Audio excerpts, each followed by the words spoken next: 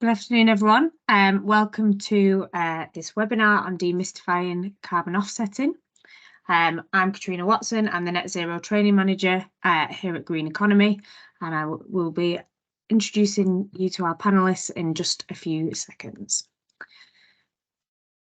So today's agenda, we're going to start with an introduction to carbon offsetting, which will take about 5 minutes. We'll have half an hour for a panel discussion. I'll be putting questions to our panelists. Then we'll have a bit of time for Q&A. So you should have a button at the top that says Q&A at the top of your screen. As we're talking, as the webinar is progressing, please do submit your questions via that button, and then I can present them to our panelists in that time at the end. Just a bit of housekeeping. Today's webinar is being recorded. The video and a write-up will be available via our website over the coming weeks. And again, just a reminder, please do put your questions in through the Q&A function at the top of your screen. So, start off, what is carbon offsetting? In a nutshell, carbon offsetting is where individuals or businesses invest in something that's good for the environment in order to make up for their carbon footprint. Your carbon footprint is a measurement of how much carbon and also other greenhouse gases are released into the atmosphere as a result of your activities.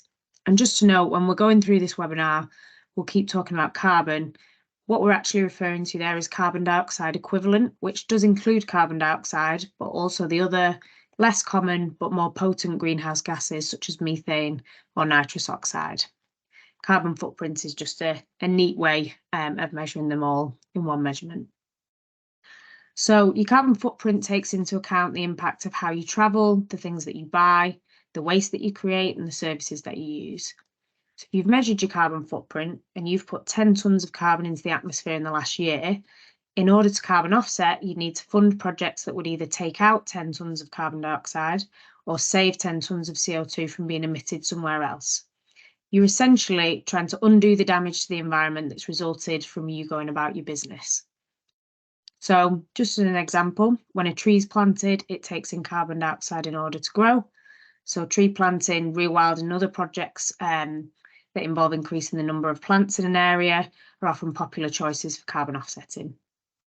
Investing in renewable energy project will save a certain amount of carbon from going into the atmosphere in future. So this is another popular choice. And there are lots of different ways of doing it, but carbon offsetting, put simply, is a way to compensate for your emissions by funding an equivalent carbon dioxide saving elsewhere. For many organisations, carbon offsetting is a key part of their sustainability plans, and we're going to hear a bit more about carbon neutral and net zero targets from our panel. But for the majority of businesses who've set carbon reduction targets, they're using offsetting to get themselves at least some of the way there. However, you may have heard, offsetting has been coming under more and more scrutiny as there have been a number of scandals in the press. One of the world's leading carbon offsetting companies that's used by the likes of Gucci, Shell, Disney to certify the carbon neutral claims was subject to an investigation that found more than 90% of their rainforest offsets did not represent genuine carbon reductions. So this has shaken people's faith in offsetting a little bit. It's also argued that carbon offsets are effectively a license to pollute and let businesses off the hook when it comes to actually reducing their impact on the environment. And with activities like tree planting, the carbon offset value is measured over their entire lifetime, whilst the emissions that they're supposed to be offsetting are only measured over the course of the year. And crucially, trees and other plants don't start actually taking in carbon until they're a few years old. So if in 2023 I emit those 10 tonnes of carbon, plant enough trees to offset 10 tonnes, the actual removal of that carbon from the atmosphere won't be completed until years down the line. Meanwhile, that carbon and any other greenhouse gases that I've emitted are sitting in the atmosphere, contributing to global warming as we get ever closer to that 1.5 degree C rise.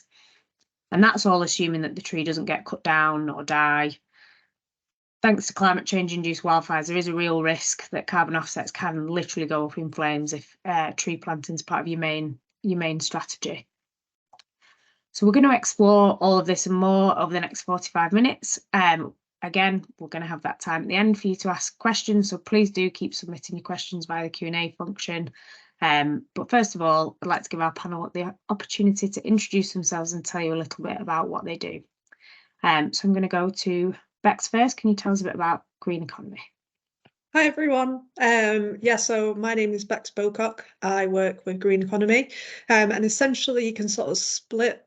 Well, we don't say split because we are one big team, but the two teams sit within Green Economy. So on one side of it, we have the team that supports the growth of green technology and services businesses.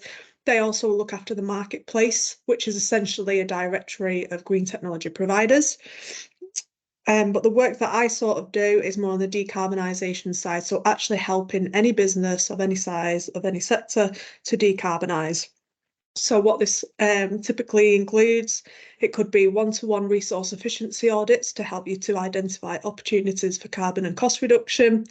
We can help you put business cases forwards for green techs, such as solar panels or heat pumps, things like that. We can also offer support with carbon footprinting. And we also have our Journey to Net Zero programme, which essentially helps businesses from not knowing anything about net zero all the way to implementing a strategy. And that's me. Great, thanks, Bex. Richard, can you tell us a bit about Play It Green? There's my mic on. So I'm Richard Dixon, one of the two co-founders of Play It Green. So we're in a B Corp accredited sustainability business that's based on, we call a conscious capitalist model. So everything we do is completely transparent. Everything we do also delivers on our 3-step solution to climate change. Step 1 being reducing footprints. We do this through education and engagement for teams and stakeholders. We do it through signposting to measurement, reduction plan, literacy training, anything a business needs, we'll signpost and provide a competent business to provide them with those services. Step 2 is repairing the planet and rebalancing footprints through nature-based solutions. We use reforestation, coastal eco-repair, and the new term that we love is seaforestation. So we're now working on protecting the seas as well. And then step 3, the conscious capitalist in us, we give 10% of turnover to charity to have a social impact, and our members choose where the 10% of their revenue goes to. It's enabled us to operate in 9 countries with hundreds of businesses, and we've educated tens of thousands of people around sustainability. So that's us.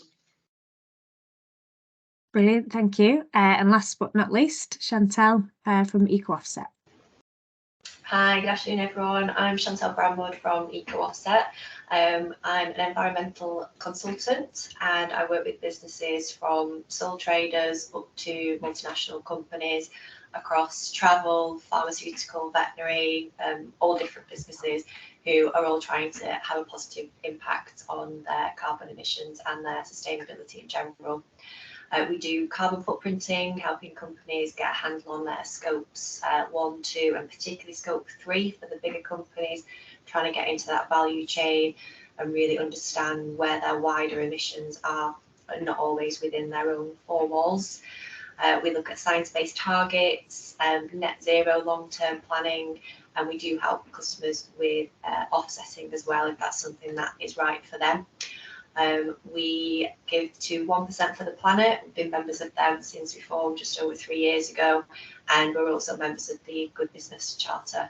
So trying to lead by example and put something back as well. That's us. Brilliant, thank you.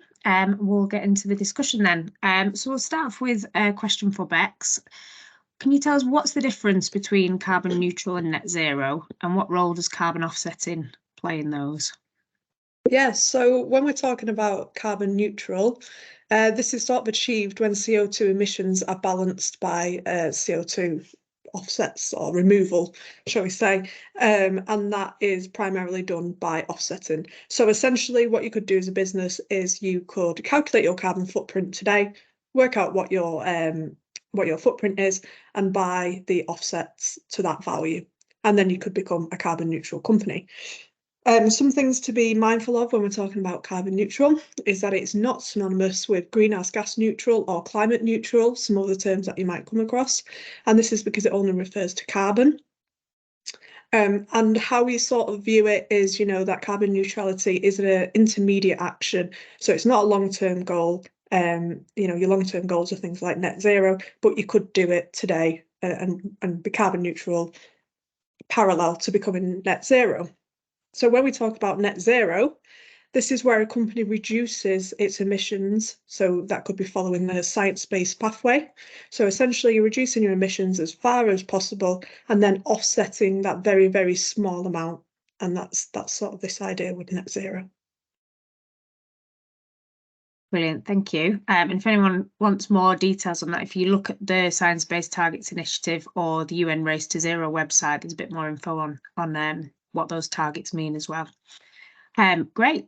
So, Richard, how can an individual or a business offset their carbon footprint? Can you tell us a bit about what different types of projects are available? Yes, sure. So the main projects that are available around the globe focus on things like renewable energy, reforestation, and then GHG, greenhouse gas capture, particularly methane. I'll give you some examples of different types of projects that you can invest in and work with, and the UN fund a lot of these. You're able to get access to these through United Nations projects and companies obviously like Play It Green and Eco Offset. Renewable projects are things like wind farms, solar power and hydro, and investing in those projects reduces the amount of greenhouse gases by providing energy that's renewable. Reforestation and afforestation, planting trees to reforest where trees have been cut down. Obviously trees are a carbon sink. Afforestation is planting in areas where there's no previous forests. This one's probably a little bit debatable because forests are where they're supposed to be, and if we start new ones we change the balance of nature. And then the new one that I love is seaforestation, very much overlooked. The seas are covered up, so we don't realise how much damage we've done to them, and actually we've done more damage to the seas than we've done on land. So I think that's really important to focus on. It's one of the reasons Play It Green's gone into that. Methane capture and reduction is another way. Capturing methane produced in landfills to generate energy. It prevents it being released back into the atmosphere. And then there's another one which is livestock methane reduction, which is a new science. But scientists have found that feeding livestock with different types of feed can massively reduce methane, and they're measuring the data on that at the moment. You've got the old ones that everyone used to invest in that you've probably seen online, energy efficiency projects like improved cook stoves for the developing world communities, building upgrades. That's happening in the UK at the moment. And in fact, I believe, I think it's OVO. No, it's Octopus, sorry, have just announced they're building with Bellway Homes, bill-free homes that are fully supplied with efficient energy, which again is reducing footprints and carbon. And then finally, a new technology is carbon capture and storage, so direct air capture and carbon capture emissions from industrial activities. And these are all ways that people and businesses can invest in carbon capture. It should be pointed out that carbon credits in effect are made up. There is no proper governing body. The financial authorities don't regulate them. They're supposed to be regulated by the United Nations, but there's not a huge amount of regulation that goes into it. So if individuals are looking for carbon capture, look for things that are blockchain protected and protected all the way through, because we then know the mortality rates for things like trees. You can measure where they've been planted, you can measure the growth, and therefore the data that you have is much more accurate and low risk. Great, thank you. That leads nicely on to my next question for Chantal. When we talk a lot about tree planting when we're talking about carbon offsetting, and it does get a bit of a bad rap. But can you tell us about what you do to ensure the trees that you plant do have the positive impact on the environment that businesses are looking for? Yeah, so there's a couple of different ways that you can plant trees as a business. One of them, which would class as a carbon credit, is which Richard just mentioned with your reforestation and afforestation offsetting projects. Now, the issue with some of these, especially the afforestation where there previously wasn't a forest, exactly as Richard said, they're meant to be where they're meant to be. And when we get these afforestation projects, sometimes it can result in a bit of a monoculture where the trees that are being planted are not native species. They shouldn't have been there in the first place. They can be very fast growing. It can sometimes turn into a more commercial enterprise, and you don't get that co-benefit of biodiversity and the community level impacts that we should be seeing in really high quality carbon offsetting projects. They should align with the sustainable development goals. They shouldn't just be focused on carbon removals. They should give something back to nature and the communities that live and work there. So you can look at tree planting to put towards your carbon offsetting, especially if you're looking to make a claim like carbon neutrality, or if you're compensating for your footprint. If you're looking to make what we call the climate contribution, so you're not necessarily looking for it for that certificate to say you're carbon neutral, there are plenty of schemes where you can plant trees as part of your business sustainability plans out with sort of carbon offset certificates. So there's a lot of companies in the UK. So you've got charities like the Woodland Trust, you've got the Future Forest Company, and you can plant trees here in the UK. You will get a certificate to show what you've done. But Trina, as you said earlier, as you are planting a tree today, you're contributing to carbon removals over time. You will be helping biodiversity. You could be helping provide jobs and employment in the UK, especially with some companies that employ, specifically work with veterans. There's a great company called the Green Task Force who give work to veterans and give them an employment route, and they plant trees here in the UK. But you wouldn't be able to use that against a claim of carbon neutrality because they're going to take 10, 15 years to grow and start removing that carbon.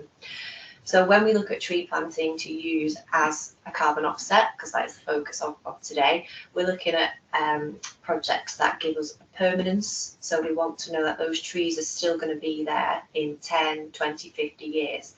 Now, there's always a risk with sort of nature-based solutions. There's drought, there's a risk of more wildfires, more extreme weather events because of the climate change situation that we're in.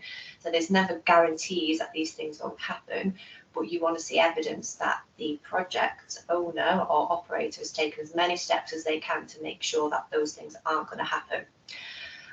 We want to see that they're employing members of the local community to ensure that this planting gives a sense of stewardship to the people that live there, because then you reduce rates of potentially illegal logging or people actually doing damage to the trees because they've encroached on their own planting areas.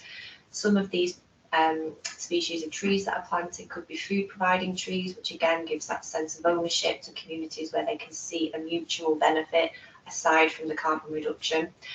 And again, they should always be the tree that is suitable for that climate and for that soil, which gives them that extra chance of surviving longer to remove that carbon and to put the benefits back. So it is quite nuanced. You've got the two avenues, as we say. You can look for official projects that will give you a carbon offsetting certificate that acts as a carbon credit, or you can look at contributing to tree planting on a more generic scale, where you know it's going to have some carbon removals in the future, but it will take a little bit longer, and you wouldn't necessarily be doing that to get a certificate for today. Brilliant, thank you. And so, question to the panel, any of you are free to jump in on this one, but of all those ones we've discussed there, how effective is carbon offsetting actually in reducing carbon in the atmosphere? And are some offsets more effective than others, would you say? I think when we say effective at reducing carbon offsets don't in effect reduce carbon. It's about reducing your personal and business carbon footprint. Offsets have to be only ever seen as complementary. That's why our step one is reduce of our 3-step solution. It has to be reduced first. And I think really as a webinar that we're doing on carbon offset, that has to be really stressed to anyone listening, that if you're going to do it, it shouldn't be the first thing. It should be done once you've committed to reducing your footprint. But then I've looked at the impact because it impacts, we're not just looking at carbon now. It's been touched on by Chantal. Planting trees can have a social impact as well, particularly in the developing world, where it can actually take communities out of poverty and end aid reliance. We've seen the impact of schools being built, access to medicine and things where the projects are running, and they create jobs for life. So for me personally, we need to repair the planet. That's without a doubt. The sea and the land are broken. And if we can create social impacts as well, for me, that's the way that it has to be done with the nature-based. I'm sure there are people with different opinions. That's just my personal opinion. I strongly align with that, Richard. I think if you're going to look at sustainability as a whole, we get this carbon tunnel vision. We're always talking about carbon emissions, carbon footprint, but we could reduce carbon levels massively. But if you've still got people that are living in poverty, there's women with no work, their children aren't going to school, that's a wider sustainability issue. So for us, we would always look at projects that we know can demonstrate either carbon avoidance or over time, but that give us some really strong sustainable development goals that these particular projects are promoting. So some of them will commit to a sustainable development goal about gender equality, and some of them employ a really high proportion of women in their projects, especially in the developing world where traditionally they would be at home. So it's about expanding the benefit. Yes, we've got the certificate, we know that it is going to be having that impact on carbon levels, but what else can it do? It's, you know, if we just wanted to do the carbon levels, there's lots of solar panel and wind power projects that we can put into, and some of those will have co-benefits as well. But if you can provide efficient cook stoves, clean water filters, and you know that the project developer is committed to also putting some good back in the community, which will make it long-term more beneficial, that's where we would recommend you direct your budget, because it is a monetary cost. So you need to make sure that you can demonstrate you're not just going for the cheapest one just to get that tick box of over carbon neutral, because that's not enough anymore.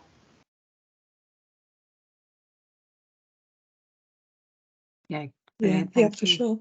I think as a business, the last thing you want to do is spend, you know, even to the point of tens of thousands of pounds on offsetting just to find out that actually it's done more harm than good. And a lot, you know, echoing as well what both panelists have just said, it makes more business sense to invest in efficiencies to reduce your kilowatt hour and then offsetting at the last point. Yeah, absolutely. And if any of the audience haven't yet been on our journey to net zero course, that is something that we stress in the very beginning, that definition of sustainability, definition of getting to net zero doesn't mean doing nothing, never going anywhere, not investing in any projects that create work, but a sustainable community, sustainable society is one where people's basic needs are being met, as well as one that isn't damaging the environment. Great. Just a quick reminder to the audience, if you've got any questions, please do put them in the Q&A function, and we'll come to those towards the end.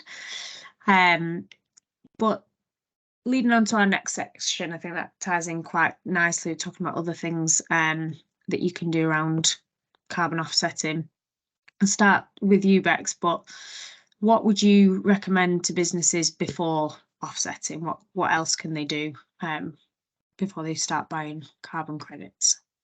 Yeah, so literally just following on what I was just saying then, you know, reducing your emissions as low as possible. We can't hammer that home anymore. The cheapest and the greenest kilowatt hour is the one that you don't actually use. So it's really important to do that first.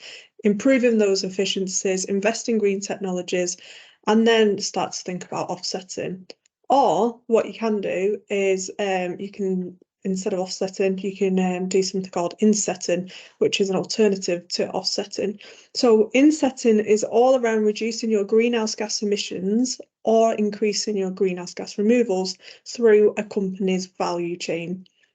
So essentially what I mean by that, let's take an example of a company. You know, they've reduced their scope 1 and scope 2 emissions within their operations, and now what they want to start to do is to look down their value chain and ask their suppliers questions. You know, what are the suppliers up to? what they could actually do, instead of buying offsetting credits, they could maybe fund a solar PV project in one of their main suppliers' factories. So they can then say that 100% of the electricity generated from that particular factory is from a renewable source. So essentially what you're doing is you're reducing your greenhouse gases across your value chain. So it's keeping that project, that carbon reduction or greenhouse gas reduction project, really close to your value chain, rather than a faraway project, say in another country or in another place in the UK. It's really important, though, that insetting claims are only valid under really rigorous set of conditions. You know, making sure that the actual emission reduction are additional, making sure that they're not overestimated, and that they are exclusively claimed by you as a business. It is quite tricky to get it verified, and you might need to do those calculations yourself. But really, if you want to reduce your carbon footprint, it really is a key thing to be thinking about. You know, actually reducing those greenhouse gases in your value chain. Great, thank you. Yeah, a good example of carbon insetting. Ben and Jerry's purchased a machine for one of their dairy farmers that I can't remember the technicalities, but it basically reduced the methane emissions massively from the process on one of their farms. So had the benefit of reducing the greenhouse gas emissions. It also reduced the overall footprint of Ben and Jerry's products, and was a good way of strengthening a relationship with one of their suppliers as well. So yeah, definitely something to look into there. So Chantal, would you say carbon offsetting can take away from carbon reduction efforts, or do you think the two can coexist hand in hand? I think it depends. I think your first effort has always got to be reducing your carbon footprint. You should have a reduction plan in place with carbon management actions on there. We're not in a great position though, where we've got 50 years to wait for everybody's net zero plans to kick in. So if you have the budget, removals and avoidance and carbon credits alongside that can be a really nice way to take responsibility for your impact today rather than waiting. However, if you've got a huge carbon footprint throughout your business and it would cost you £50,000 to offset that, is that more beneficial purchasing carbon credits, which yes, do have a value and will put back into the community, but could you also for that put some solar panels on your roof, or could you invest in EVs for your car fleet? So it's a balance. So it depends what you're looking for. So you could say, right, okay, we're not going to go for carbon neutral because we'd have to spend far too much money that we could invest elsewhere. However, once we've invested in the solar panels, and if we have changed some of our cars over to electric, how much budget have we got left? And we're going to use this to make a really good contribution in some really high quality carbon offsetting projects. If your carbon footprint is quite small, if you're a professional services firm and your supply chain is not particularly complex, the budget to offset your whole footprint might be much less. So that could be an option if it's not diverting away from actual tangible action. Or you could think, okay, we know that you could be you might have a headquarters, you might be based in the UK, but you might have a headquarter in Europe that you have to go and visit once a month.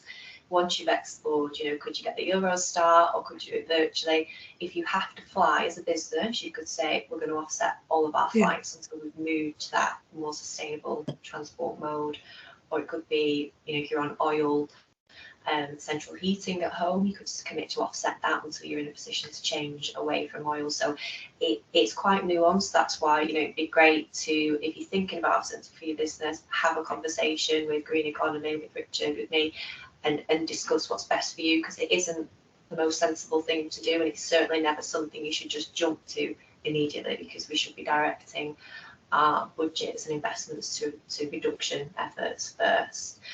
We have just interestingly seen a study though from Silvera, which is a carbon project, sort of a ratings agency. So they're not a government official agency, anything like that, but they do rank carbon credit projects. So they will give them a rating from a AAA to a D Interestingly, there are no AAA projects around, but there are AA's, so they give you quite a transparent rating and the reasons behind it.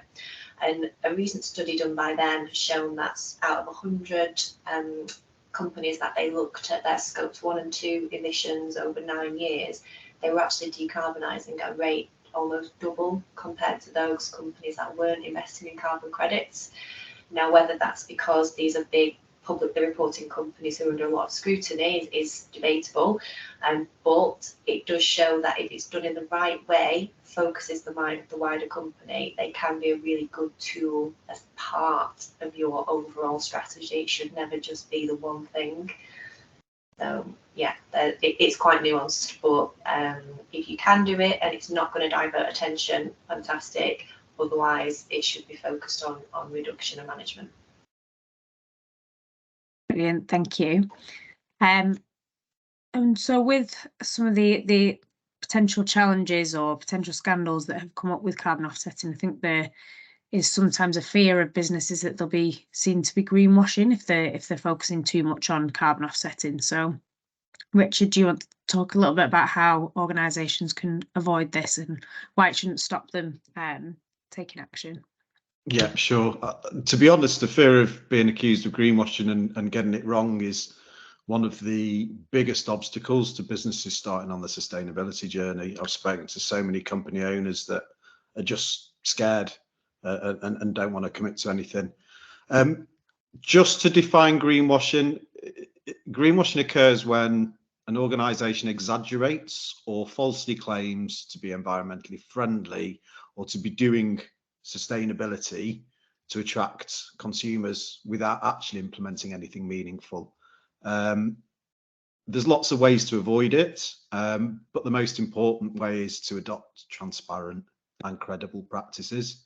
I've actually got 14 different strategies, should we say. Some won't apply to smaller companies, but they all apply longer term. First one is to set clear and achievable goals. Define what your goals and objectives are, communicate them, ensure that they're measurable, achievable and time bound, and that you keep reassessing where you're at.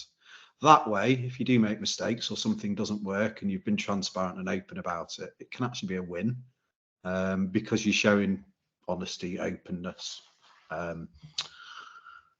Next one, use recognised standards. If you adhere to the established standards or industry specific standards, you're massively reducing risk. And I think looking for certifications from reputable organisations also helps. Following on from that is transparency in your reporting. If you provide transparent and detailed reports, communicate your progress, your setbacks and your future plans, you are, as any business, onto a winner. You're not going to be pulled up if you make mistakes then. Third-party verification always helps, having companies in to measure your footprint, provide you with a reduction plan and then verify it yearly. Sustainability is a journey that never ends and it's just about constantly improving. Avoid vague terminology, that's another one. Be specific. Don't use terms like eco-friendly or green without being able to back it up, because you will get pulled up and you'll probably get fined now as well. And provide concrete data, examples that substantiate your claims. Going on to supply chain and things and products, life cycle assessments. If you're selling a product, you have to do a full life cycle assessment from creation to end of life disposal. If you provide that, your consumers are going to love it, because there's so few companies doing that at the moment, but it's starting to become a thing. Engagement, that's huge as well. If you engage your stakeholders, which includes your customers, your employees, your investors, on the journey, and seek feedback from them, you're sort of open to that constructive criticism that will come from your stakeholders to get that journey right. Touched on it, continuous improvement. Just see it as a journey, see that each year you're going to do better than last year, and that you're not going to get to your goal in 1 year. It's going to take 10, 20, 30 years sometimes, depending on where a business is. Avoid exaggeration. That's always a good one, because lots of companies over exaggerate and end up in the papers, so just don't. One of the most important ones that people don't think about is engaging employees and educating employees. Your employees change your business. If you educate them, you change the culture within your business. It enables you to reduce internally, holistically, and it has a bigger impact than anything else. Product wise, make sure your products are transparent, communicate the environmental impacts, whether it's good or bad, provide information that consumers are clearly asking for now. I've only got a couple more now. Collaborate, join industry specific sustainability initiatives, work with your competitors, because there's no time to compete when it comes to sustainability, and learning best practice from other companies in your industry is going to help us all. Legal compliance, obviously ensure that you're complying with environmental laws and regulations. They're actually about to change again in January, because there's new EU regulations coming in that are for the EU, but if you're in the supply chain and of any of those businesses it impacts, it's going to impact your company as well.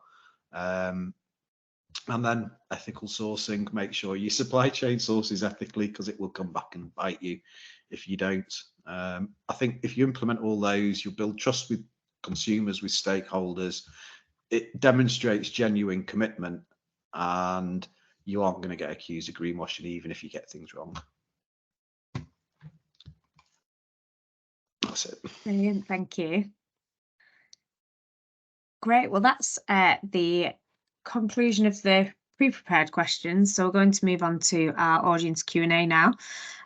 If you're in the audience and you have any questions, please do put them in that Q&A box there, and I'll ask them to our panel. So firstly, we've got a question from John, and Bex, I'm going to come to you with this one. But when does carbon neutrality become net zero?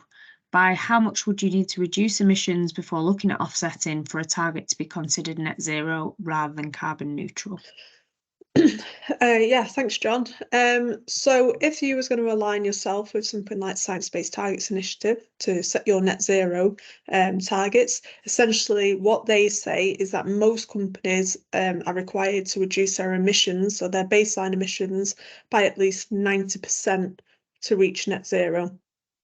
So don't get too worried about that, thinking how on earth am I going to reduce my emissions by 90% looking at your baseline today. It's all around, you know, that journey to net zero, which we emphasize in our course. You know, right now, take those low-hanging fruits, invest in those technologies, and then, you know, later down the line, more technologies might come about, which is then going to help you again move towards that 90%. But essentially, to answer your question, it's that 90% reduction, and 10% is sort of here and all there. Now, Science-Based Targets Initiative, they don't actually allow you to use offsets as part of your claim to net zero. They just sort of say, if you want to offset that last 10%, you can do. So I hope that answers your question there. Great, thanks, Bex. Chantal, I'm going to come to you with the next one, which is a question from Amelia. Amelia says, as a charity working abroad a lot, we do have carbon spending on travel.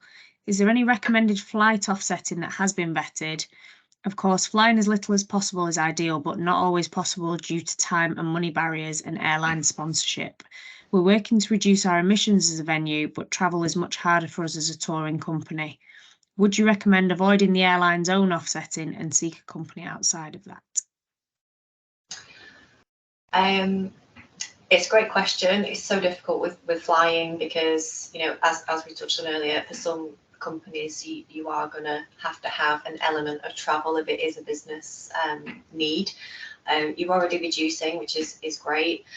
A lot of the airlines will be offsetting with some of these providers that we've touched on already. So some of them will use the United Nations projects, some of them will use Gold Standard, some will use Vera. So you will usually be able to find out who they are offsetting with. However, if you wanted those sort of credits to be able to talk about them in your own reporting and what you're doing as a charity, I would recommend that you look at calculating your own travel footprint and offsetting those with your own choice of project, because one, you can pick them, you can pick something that's important to you and the rest of your team, because that engagement, as Richard has touched on, is so important. If they can get behind some of the climate contributions you're making, that will be so much more effective. and you can then get the certificates retired in your name, or whatever your company name is. You can actually be really transparent and say, you know, look, we still fly as a business. It isn't ideal. However, we have taken steps to offset this while we reduce. Here's the links to our carbon credit certificates on the global registry, and they will be in your name, because if you are offsetting through an airline scheme, you won't always get that certificate in your own charity name. It would be usually in the airline's name. And if you're going to be using that as a claim or talking about it in your reporting, you want that to be in your name and to be really transparent and be able to show people your contribution and talk about your own projects. So the offsetting schemes through an airline, most of them will be with the big registries. So the projects will usually be high quality, or should be. However, for you as a business or as a charity, I would recommend you do it direct, because then you can be really transparent and know exactly what you're contributing to. Great, thank you. A question here from Jackie. Richard, will come to you with this one.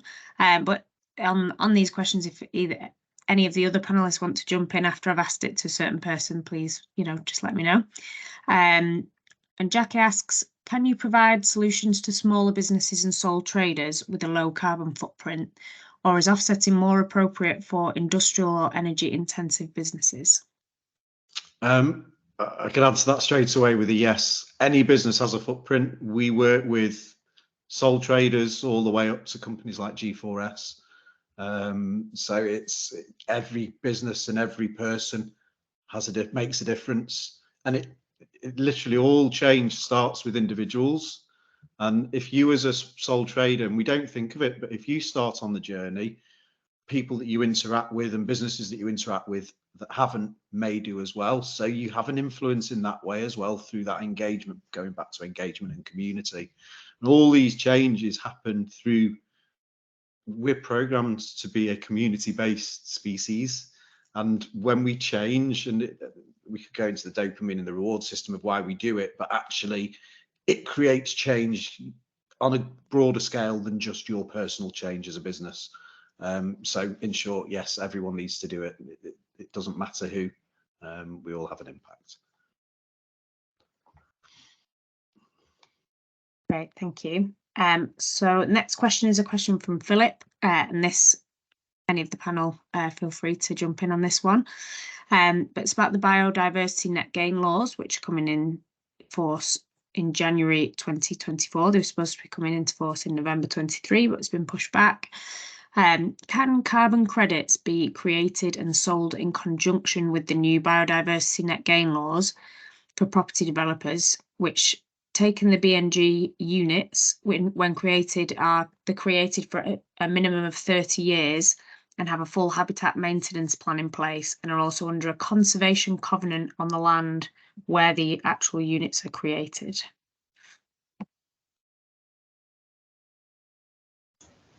I think there is. Go on. Oh, sorry. No, go on, Chantal. There will be, I think, carbon credits in their current form, especially the gold standard VERA in the United Nations, they tend to be in other countries. They don't tend to be based here in the UK. And I think for the biodiversity net gain project, it's going to have to be UK based, so that it can demonstrate that you're basically having an impact in the area of where you're actually doing the property development. There is a process out there to be able to let landowners register to be applicable to be used as towards those credits. I'm not 100% on what that is, but it would definitely have to be a UK project. I don't know, Bex, if you've got anything to add on that. Yeah, I was just echoing what you kind of said, and I think the best person placed to answer this might be someone that verifies those carbon projects. So there are businesses out there that essentially what you do is you would send that data to them, essentially, the sort of the parameters that you've just said within your question, and then they would assess whether that was a viable carbon offsetting project is the route that I would go down. Great, thank you. And a question from Tudor. Do panelists think companies take responsibility for employee emissions from commuting to and from work? Doing so might see increased pressure to improve public transport infrastructure? I can definitely answer that and say it's actually part of your scope emissions that businesses have to measure. So yes, businesses do take it into account. I think that's why a lot of the bigger corporates are transitioning to electric fleets, and why there's things like the cycle to work scheme where you can get tax-free help to purchase bikes as salary sacrifice. There's all sorts of things that are available.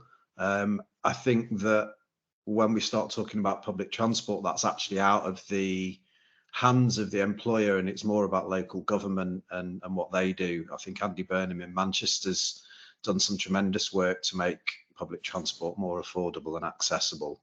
And to be honest, it's worked for me because I only ever get public transport now to business meetings. I think that from a business point of view, engaging and educating your staff, explaining the reasons why it's better to be more sustainable whilst travelling, that's key. It's key to creating the consciousness shift that everyone needs. And again, going back to what we said before, it boils down to individual change. That yeah, it's a nice one to think about in conjunction with home working as well. There's a lot of companies that now they should be taking account for home working emissions from people at home as part of their scope 3. A few years ago wasn't quite as much of a thing, but obviously with more hybrid working, a lot of companies that we work with are now putting home working responsibility in there as well alongside the commuting. So you have got this more realistic view, because a lot of companies, what we call scope 1 and 2 emissions, so their office energy, heating, cooling bills, some of them have dropped dramatically since 2020, but actually they've shifted elsewhere. So their commuting emissions might have dropped because they only have people coming into the office 2 or 3 times a week, but you've got to then account for those home working emissions that have actually increased. So it's getting that full view of exactly what is going on behalf of that business. So yeah, getting them to get on board with how they can improve and their own energy efficiency at home, because in the cost of living and energy prices, that will help them with their actual bills as well as reducing carbon overall. Yeah, and on that, I think one of the things that I've probably, what you say is completely true. A lot of businesses have shifted more to home working. So if you was to not then calculate your home working, you're probably removing a very large part of your scope 3 emissions. But where we get the emission factors from now, it's really quite easy to calculate those home working emissions, whereas previously it would have took a lot more maths to do so. So now within the 2023 emission factors, there is just an emission factor for home working. So it's really easy to just get a roundabout figure of what that actual impact is, which I think, is always good for people with limited resources when they're doing the carbon footprint, to have accessibility to those that sort of data is quite positive. Great, thank you. Hopefully we'll get to a point where our employers are buying us all solar panels and heat pumps in order to reduce the carbon footprint. I can see a hand up. If you have a question, please submit it via the Q&A function, and then I can ask it to our panelists. Just another question from me then. What do you as panelists see as the future for carbon offsetting? Do you think it will continue to be a big part of businesses' sustainability plans? Do you think the market will grow for carbon credits? Where do you see it kind of going in the next 5 to 10 years? I think it's going to increase. I think we've got to a point where we're not going to get to where we need to be in line with the 1.5 degree scenario just from reduction methods alone. A lot of companies aren't going fast enough, or they don't have the knowledge or the resources or the budget to do the big ticket things that we need to do quickly. And then you've got the other aspect where you've got companies like Shell and BP that are spending millions of pounds on offsetting. But is it always the highest quality project? Is that the best use of their money, where it could be driving innovation in different types of fuels? So I think the market will grow, but I think the projects are going to become much higher impact with more co-benefits, and the price will probably increase. You can buy a carbon credit for $1 up to $100 a tonne for really high impact credits, and we need to see that scale shift to where it's not seen as, okay, I'm going to spend $10 and offset my office, because that doesn't really give much benefit anywhere. Whereas if we've got people really considering how they're going to get high quality carbon removals with a great co-benefit to a community, and investing carefully and directing their money to something that's going to be really impactful, then that's going to win and benefit everybody. I think one of the things that we sort of educate our businesses in at Play Green is you get your baseline emissions and you commit to reducing, but then continue to offset the same amount as your baseline emissions permanently. And that way, when you hit your target, you've reversed your position and you're no longer damaging the planet, but having that positive impact.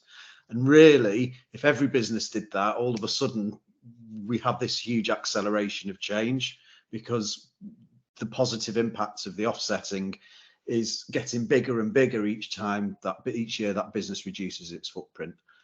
So for me, it's something that we should, particularly nature-based, I go back because of the social impact that they have as well.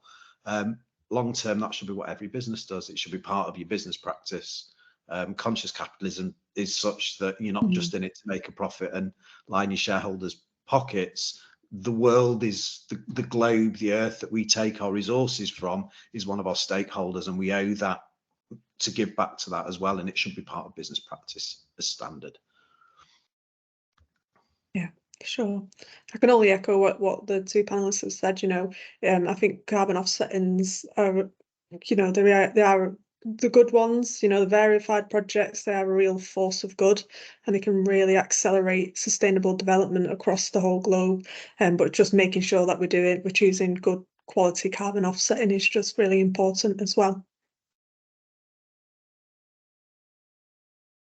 Brilliant, thank you. Well, I hope you all join me in thanking our panelists for their time today. That was a really interesting, insightful discussion.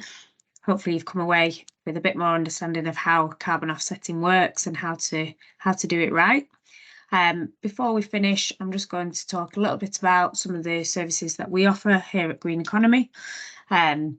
Bex touched on this at the beginning of the webinar, but if you're a business looking to decarbonise, we can offer support in carbon footprinting, in workforce training, developing green leadership and skills, green tech investment and support. We run something called the Green Marketplace, which is growing the economy of local green tech suppliers here in Manchester. And we can also come and look at your site and give you some ideas on how to start on a decarbonisation plan. So if any of that is of interest to you, please get in touch. And again, this is just some of the things that we've done. We've got a network of over 3,000 businesses. We also support businesses to create green jobs. We've, in the past few years since we've been going, we've delivered £13 million worth of green sector sales and saved over 17,000 tonnes of CO2. So wherever you are in your journey, there'll be something that we can help you with. Our next webinar in the Demystifying series is on sustainable heating, and that will be taking place on the 16th of January at midday. So see you back here in January for the next one. And again, thank you very much to our panelists and to our audience, of course, for coming along.